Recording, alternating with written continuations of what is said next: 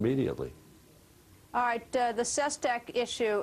The New York Times, I think, came out with, I think, had a headline or blog that said, "Trust me," is that we're not hearing from Sestak what was offered him. He says he got something offered, and the White House says nothing was done inappropriate. We don't have the facts at all. How should they get out in front of this one fast, or is it too late? Yeah, look, this is No, it's stonewalling. The people of Pennsylvania are going to want to. It's a pretty extraordinary charge. They tried to bribe me out of the race by offering me a job. Look, that's a violation of the federal code. 18 U.S.C. 600 says that a federal official, cannot promise an employment, a job in the federal government, in return for a political act. Somebody violated the law. If Sestak is telling the truth, then somebody violated the law. If he's not telling the truth, we need to know that too. And the only way to know it is for two things to happen: Joe Sestak to say who offered him what job, and then for the White House to provide that person to answer questions from the press to see if Sestak is telling the truth. This is a pretty outrageous charge.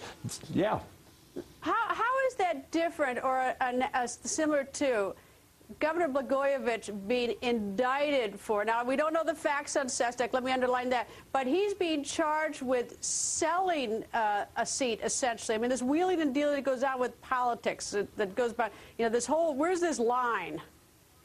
Yeah. Well, look, Section 18 U.S.C. 211 says you cannot accept anything of value in return for hiring somebody. Well, arguably saying that providing a clear path to the nomination for a fellow Democrat is something of value. And so there's a second part of the code that may have been violated. There's a third part of the code, 595, 18 U.S.C. 595, which prohibits a federal official from interfering, a government employee, interfering with the nomination or election for office. And, all three of these, but particularly 600.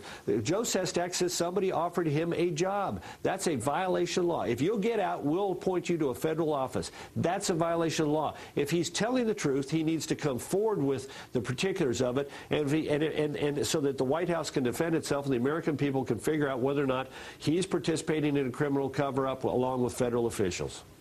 And, of course, as long as that no one tells us the facts, that imaginations will run, so be really smart and wise for them to get out with the facts. There may have been nothing wrong at all, but people's imagination